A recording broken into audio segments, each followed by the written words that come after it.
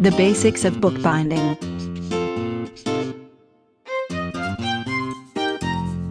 Bookbinding can be traced back to ancient times when stone tablets were used to record important events. Information was transcribed onto these tablets and then placed between other tablets to protect the vital information from being lost due to damage from particles in the air or dust.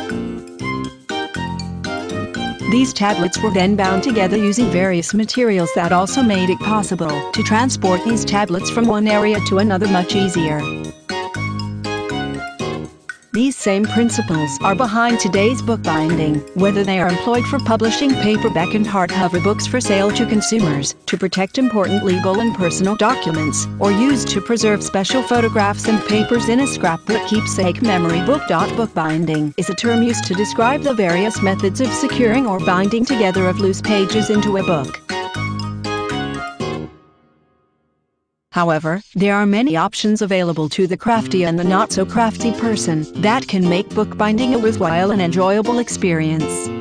If you are good at working with your hands, you might enjoy punching holes in your pages and then stitching them together into a book by using materials such as leather, rope, and colored yarns. If you're less handy when it comes to craft making but still want to turn your loose pages into a book yourself, consider purchasing 3-ring binders and protective sleeves that are pre-punched to hold the pages you want to preserve. You can then decorate these binders using stickers, cutouts, pictures, buttons, labels, etc. to make it truly your own creation. If you would like to use different materials for your bookbinding without all of the hard work, you can opt to purchase a binding machine that will do most of the work for you. Inquire at your local print shop as to their pricing for binding services. Professional bookbinding services can also be found online.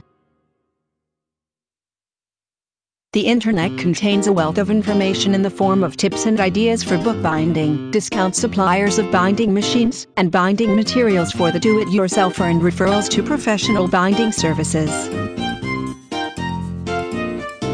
Keep in mind that the costs of bookbinding, whether you do it yourself or hire it out, will be determined not only by the methods you choose for your bookbinding, but also by the types of materials you choose in binding your book.